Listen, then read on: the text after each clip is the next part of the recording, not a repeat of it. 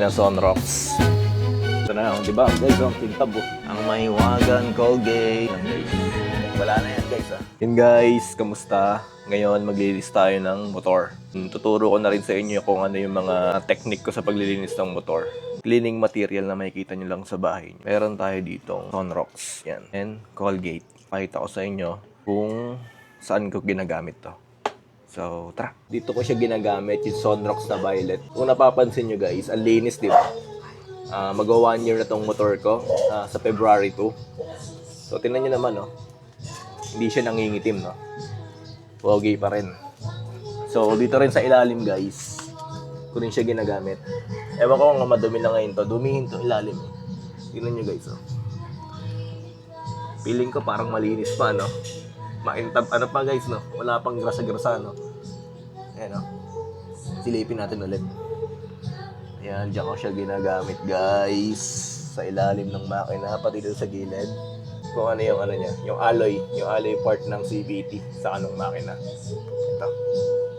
So, kung mapapansin nyo, sa motor nyo, mga 6 months, gano'n, 4 months, parang nangingitim na siya dito. Nangingitim na yun dito niya, sa alloy part ng CVT. Hindi rin siya natatanggal ng sabon. Kahit gumamit pa kayo ng mas matapang na sabon o kay Joy, di rin natatanggal guys yung mancha niya o yung grasa niya. Yung dumi niya, yun, yung dumi, ngitim. Yung pangingitim. So yun, dun ngayon tayo gagamit ng Sonrox. Yan, basa-basain muna natin siya bago natin siya lagyan ng Sonrox. Yun guys, maglalagay na tayo ng Sonrox na violet gamitin nyo guys, huwag yung white Yan. Dapat may brush kayo. Paint brush o kaya yung nabibili sa Shopee. Yung mga pang motor yan. Apply natin dito. Puro dapat guys Kailangan puro. Ganyan-ganyanin na lang. Maganda kasi sa motor, mukhang bago pa rin yung parte na to. Hindi siya nangingitim, di ba? Ganyan-ganyan na lang yan guys. Epektibo yan. Ito rin pala guys yung ginagawa ko sa pasyo ko dati. Kaya makintab din yung ano yun yung sa CVT niya dito sa ditong part. Yung iba, bumibili pa ng degreaser. Ito guys, hindi nyo na kailangan bumili ng degreaser. Sa bahay nyo lang, alam ko meron kayo na ito. Tsaka baka sabihin nyo paano pag napunta yan dito sa ibang kulay, baka mabakbak dito. Hindi mababakbak yan guys, ano siya color safe nga, sa damit nga, safe na safe di ba? Hindi siya na guys, sa testing ko na. Siyempre, huwag nyo na rin gawin sa kaha nyo. Saka yung iba gumagamit ng top. Huwag kayong gagamit ng top guys, masyadong matapang yun. Baka pati yung pintura ng mugs nyo o eto sa CVT o yung shock nyo maapektuhan. Matapang masyado yun. Itong Sonrox safe to guys. Ganyan na lang yan, no? Ay. Ganyan na lang yan. Oh guys, kasi maarte ko. Gusto ko hindi mo ang dugyot yung motor ko guys. Hindi siya mo ang pinabayaan. Iba malinis. Malinis yung yung kaha, pero yung bandang ilalim sa gilid bulok. Puro dumi. Gusto ko sa atin malinis siya. Ganyan lang guys. Brush lang. Epektibo din to guys sa sa tambucho. 'Di ba? Parang nangingitim-ngitim na dito guys. Yung tambucho ng Giorno nyo, parang nangangalangalawang ganun. Try niyo to guys. Tatanggal ang kalawang yan. Naulanan, 'di ba, natalsikan ng mga putik. Hindi niyo nilinis ng 2 araw, 1 linggo. Yung putik na ito guys, putik ng ulan guys. Ito, yung ganda yung mga talsik ng putik. Mga mamakat na yan, mahirap na tanggalin. Nakakaputi din to guys ng mga white bolts nyo. Mga stainless CNC, ayan Pansin nyo naman yung CNC bolts nyo pag bandang ilalim, nangingitim, di ba? Ganyan yun na lang yan. Puputi yan. Babalik sa dating alindog yan. Ito, ang itim mo. Saka ito. Ito guys, lagyan na natin to. Epektibo yan. Kaya yung bandang ilalim na sa akin ito, maputi pa rin guys. Silipin nyo yung motor nyo guys, sigurado nangingitim yan. Ito sa banda dito sa ilalim, sa makina, sa gulong. So yan guys, babad muna natin, balikan natin. Yan, sabunin muna natin guys. Mamaya papakita ko sa inyo yung mancha na hindi natatanggal. Hindi natatanggal ng sabon. Ito. Yan, sabunin muna natin. Napanlawan na natin guys. Blower naman to.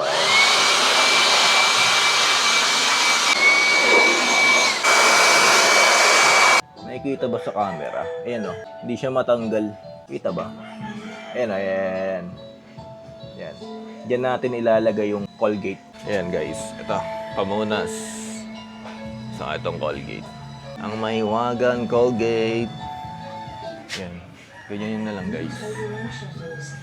Kung may mga black spot o stain yung journal nyo, lalo-lalo na sa white o kaya orange, beige.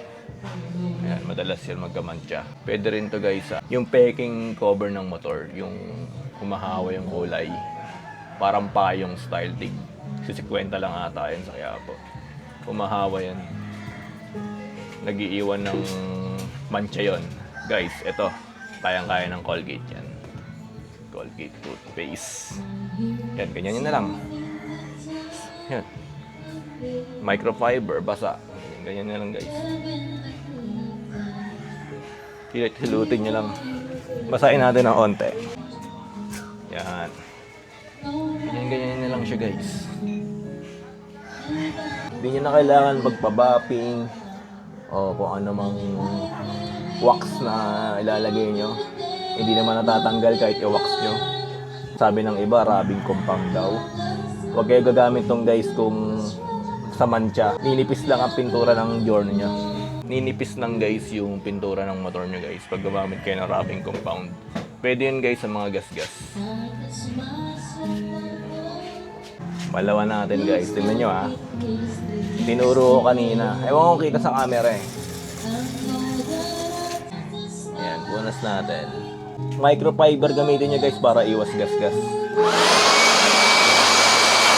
Ito pala basahan, lumalayo pa tayo.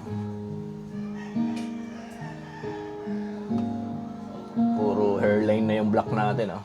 Glossy black kasi guys, gas-gasin. Palitan ko din ng carbon. Carbon.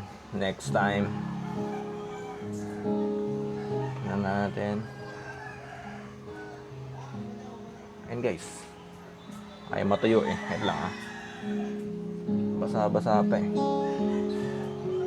And guys, wala na. Gas-gas na lang yung natira. Ayan ah.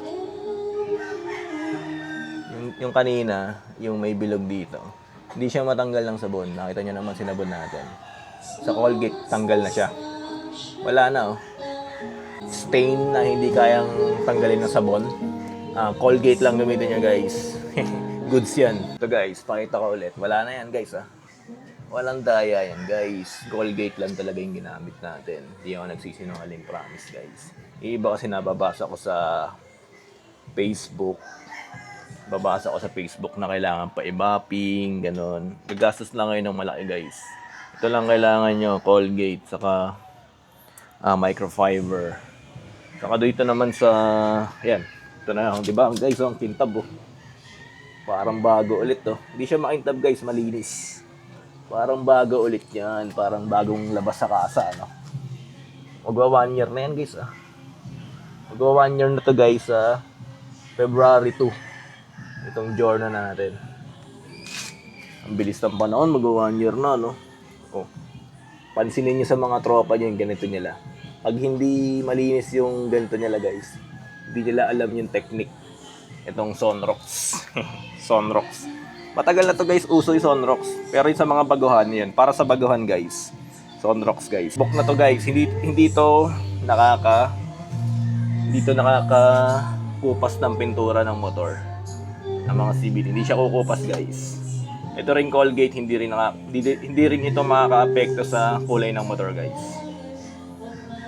Profender number 1. Yun pala guys, meron tayong rides bukas dyan sa Cabiang Tunnel sa Tagaytay. Kasama natin dyan yung Giorno Crew. Siyempre, Giorno Crew. Meet up namin bukas yun eh, linggo. January 18, meet up namin 3 AM dyan sa C5. Sa lahat ng gusto mong pumunta guys, welcome lahat ng May Giorno, kahit anong grupo ka pa, welcome guys sa anong rides yun. Unity ride ng Honda Giorno crew. Sama na kayo guys. Sana may natutunan kayo kahit papaano sa video natin na to guys. Huwag kalimutan mag-like, comment, and subscribe sa channel natin. Malapit na tayong sumahod. Yun lang.